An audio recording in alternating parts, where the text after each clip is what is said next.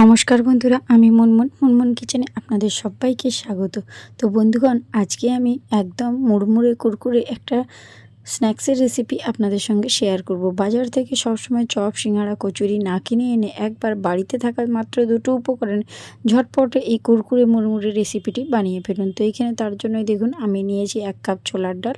আর ছোলার ডালটাকে খুব ভালো করে আমি 2-3 ঘন্টা ভিজিয়ে রেখেছিলাম। তো ভালো করে ধুয়ে নিয়েছি, আর ধুয়ে পরিষ্কার করে সম্পূর্ণ জলটা ঝরিয়ে নিয়ে আমি একটা ব্লেন্ডারের মধ্যে দিয়ে দিয়েছি।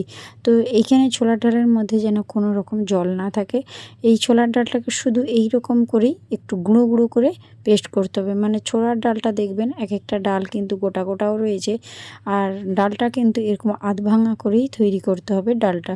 তো মানে এইভাবেই বেটে নিতে হবে, যেন একদম ভালো করে বাটা না হয়, সেইভাবেই এই ডালটা বেটে নেবেন, তবেই এই রেসিপিটা একদম কুরকুরে আর মুড়মুড়ে হবে। তো এখন এই ছোলার ডালটাকে আমি একটা পাত্রের মধ্যে ঢেলে নিচ্ছি, আর এই আধ ভাঙা ডালটাই আমি সম্পূর্ণটাই এখন এই পাত্রের মধ্যে ঢেলে নেব। তো তারপরে আমি পরের স্টেপে চলে যাব যে এরপরে আপনাদেরকে কি করতে হবে। তো এখন দেখুন ডালটা যখন আমার বাটা হয়ে গিয়েছে, এটাকে একটা সাইডে সরিয়ে রেখে দিচ্ছি। আর এই রেসিপিটা তৈরি করার জন্য আমি এখানে নিয়ে নিয়েছি বড় সাইজের একটা পেঁয়াজটাকে কিন্তু এরকম লম্বা লম্বা করে কেটেছি। আর নিয়ে নিয়েছি সামান্য অল্প পরিমাণে বাঁধাকপি। তো বাঁধাকপিটাকে আমি একদম ঝিরিঝিরি করে কুচো করেছি আর ভালো করে ধুয়ে নিয়েছি। তো এখন একটা বড় পাত্রের মধ্যে নিয়ে নিয়েছি পেঁয়াজ কুচো আর এই বাঁধাকপির কুচোটা। তো একদম ভিন্ন ধরনের একটি মুড়মুড়ে কুরকুরে রেসিপি হতে চলেছে, যা চপ, সিঙ্গাড়া, কচুরি সব কিছুকে কিন্তু হার মানিয়ে দেবে। আর এখানে ঝালের জন্য নিয়ে নিচ্ছি কাঁচা পাকা লঙ্কা, মাত্র 2টো নিয়েছি। আর এর মধ্যে দিয়ে দিচ্ছি ফ্রেশ ধনেপাতার কুচো। তো ধনেপাতার কুচো না থাকলে এখানে আপনারা কারি পাতা ব্যবহার করতে পারেন। তো এখানে দিয়ে দিলাম স্বাদ মতো লবণ, আর আরও কিছু আমি উপকরণ অ্যাড করব। তো ভিডিওটা স্কিপ না করে পুরো ভিডিওটা দেখুন। তো দিয়ে দিলাম সামান্য অল্প পরিমাণে একটু হলুদের গুঁড়ো, আর 1 চামচের মতো দিয়ে দিলাম ধনিয়ার গুঁড়ো। আর এখানে দেখুন ঝালের জন্য দিয়েছি সামান্য অল্প পরিমাণে লাল লঙ্কার গুঁড়ো, যেহেতু আমি এখানে মানে কাঁচা লঙ্কা ব্যবহার করেছি তার জন্য। আর গোটা জিরে দিয়ে দিচ্ছি 1 চামচ মতো। আর এখানে দেখুন স্বাদের ব্যালেন্স করবে সামান্য অল্প পরিমাণে চিনি দিয়েছি, আপনারা না চাইলে নাও দিতে পারেন। তো চিনিটা দিলে খেতে ভালো লাগবে। আর দিয়ে দিলাম 2 চামচ মতো কাঁচা সরষের তেল। এই উপকরণটা একদম স্কিপ করবেন না, প্রত্যেকটা উপকরণ আপনারা পরপর স্টেপ বাই স্টেপ দেবেন, দেখবেন রেসিপিটা ভীষণ সুন্দর হবে। তো সব কিছু উপকরণ দিয়ে এরকম হাত দিয়ে, মানে কোনো রকম চামচ ব্যবহার করবেন না, এরকম হাত দিয়ে চেপে চেপে ঠেসে ঠেসে এই বাঁধাকপি, পেঁয়াজ আর সমস্ত মশলাগুলোকে মাখিয়ে নিতে হবে। আর এইভাবে যদি আপনারা সমস্ত উপকরণটা ভালো করে মাখিয়ে নেন, তাহলে দেখবেন এই বাঁধাকপিটা কিন্তু আর পেঁয়াজটা একটু মজে যাবে, কারণ যেহেতু লবণ আছে তার জন্য। তো এটা কিছুটা সময় মজতে সময় দিতে হবে। 2 মিনিট মতো আমি রেস্টে ঢাকনা দিয়ে রেখে দিয়েছিলাম, এতে করে দেখুন পেঁয়াজ আর বাঁধাকপিটা অনেকটাই মজে গিয়েছে। আর এখন দেখুন যে ডাল বাটাটা আমি নিয়েছিলাম, ছোলার ডালের বাটাটা, সেই বাটাটার মধ্যে এই সমস্ত সবজিটা আমি দিয়ে দিলাম, মানে মশলা মাখানো এই সবজিটা। তো এবারে হাত দিয়ে কিন্তু আবারও ভালো করে ডাল বাটার সঙ্গে সমস্ত সবজি এইভাবে মাখিয়ে নিতে হবে। তো আমি আবারও আপনাদেরকে বলছি, কোনো রকম চামচ দিয়ে নয় বন্ধুরা, এই রেসিপিটা তৈরি করার জন্য হাতের সাহায্যে খুব ভালো করে মাখিয়ে নিতে হবে। তো এইভাবেই দেখুন আমি কিন্তু সমস্ত উপকরণ মাখিয়ে নিলাম, কোনো রকম জলের ব্যবহার করবেন না। এটা আমি প্রথমেই বলে দেবো ভাবছিলাম, তো আবারও আমি আপনাদেরকে বলে দিলাম, কোনো রকম জল ছাড়াই এই রেসিপিটা তৈরি হবে। আর 1 ইঞ্চি আদা আমি কিন্তু গ্রেটারে করে গ্রেট করে দিচ্ছি। জল যদি আপনারা এর মধ্যে দিয়ে দেন, তাহলে কিন্তু এই কুরকুরে মুড়মুড়ে পকোড়া রেসিপিটা পারফেক্ট একদম হবে না, নরম হয়ে যাবে। আর এই যে রেসিপিটা আমি তৈরি করছি, এটা 2 থেকে 3 ঘন্টা একই রকম কুরকুরে থাকবে, আর মানে একদম মুচমুচে থাকবে। আর এখানে বাইন্ডিংয়ের জন্য দেখুন দিয়ে দিচ্ছি 2 চামচ থেকে মানে 2.5 চামচের মতো আমি এখানে বেসন দিয়েছি। আর বেসনের পরিমাণটা আপনারা বুঝে শুনে দেবেন। আর এখানে দিয়ে দিচ্ছি 2 চামচ চালের গুঁড়ো, এতে করে ভীষণ ক্রিস্পি হয়, তার জন্যই চালের গুঁড়োটা ব্যবহার করছি। তো আপনারা একটা কথা মাথায় রাখবেন, আমি আবারও বলছি, এখানে কোনো রকম জলের ব্যবহার করবেন না। আর এখানে দিয়ে দিলাম 1/2 চামচ বেকিং পাউডারটা দিলে ভীষণ সুন্দর একদম ফুলকো ফুলকোভাবে তৈরি হবে, ভীষণ সুন্দর ফ্লপি হবে আর মুচমুচেও হবে বন্ধুরা। তার জন্যই তো সমস্ত উপকরণ দিয়ে আবারও হাতের সাহায্যে চেপে চেপে ভালো করে মেখে নিচ্ছি। আর এখানে দেখুন, যেহেতু পেঁয়াজ আর বাঁধাকপি থেকে জল বেরিয়েছিল, সেই জলের মধ্যেই কিন্তু সমস্ত কিছু দিয়ে ভালো করে মেখে নিয়েছি। দেখুন, আমি কিন্তু এক ফোঁটাও জল এর মধ্যে ব্যবহার করিনি।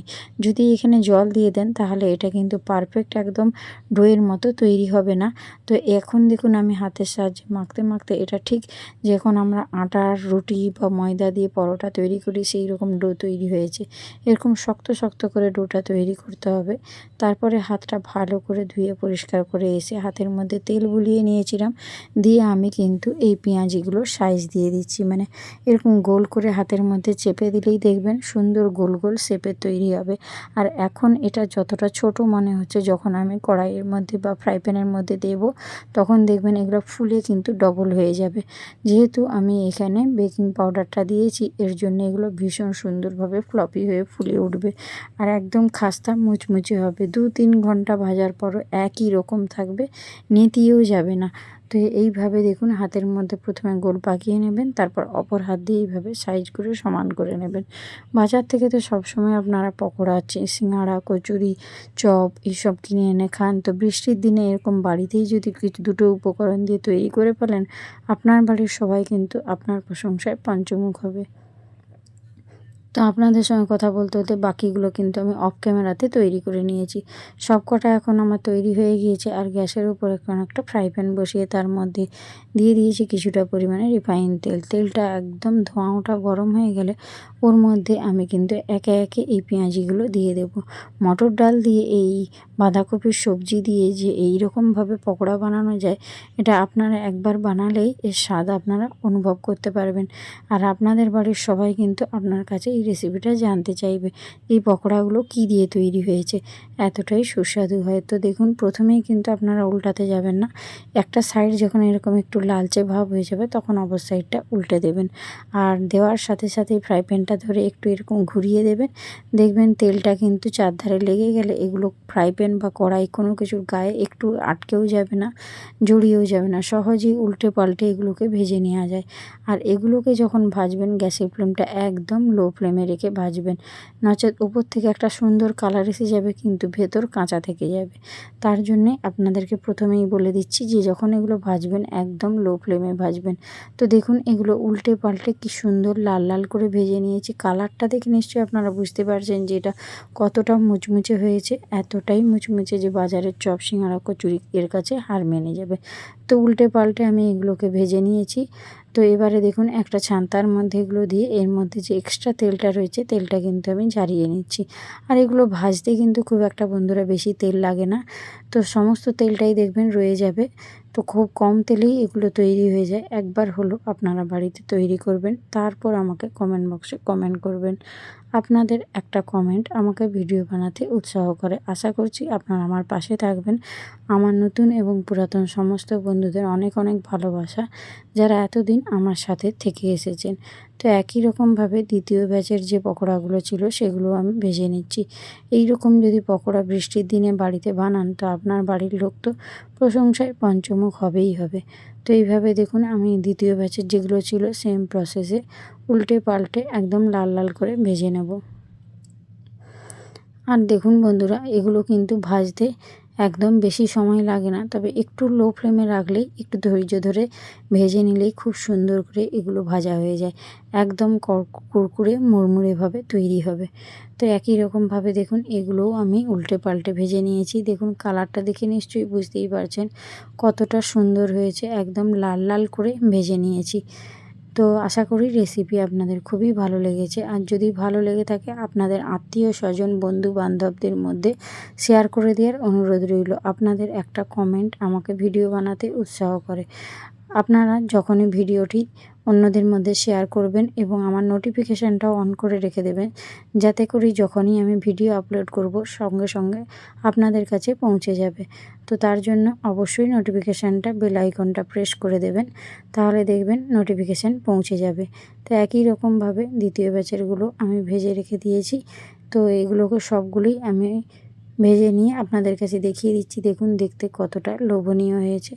এবার বাকি যেগুলো রয়ে গেছে সেগুলো আমি অফ ক্যামেরাতে ভেজে নেব।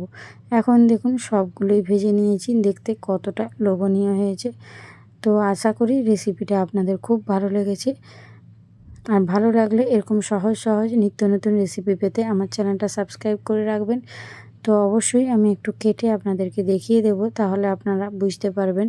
এগুলো শুধু বিকেলবেলায় চা কফি সঙ্গে কিন্তু একেবারে জমে যাবে তা নয়, আপনারা যে কোনো সময় আপনার বানিয়ে খেতে পারেন। যখনই কোনো রকম মুখরোচক ঝালঝাল খেতে ইচ্ছে করবে অবশ্যই আপনারা এরকম করে বাড়িতে তৈরি করে নিতে পারবেন।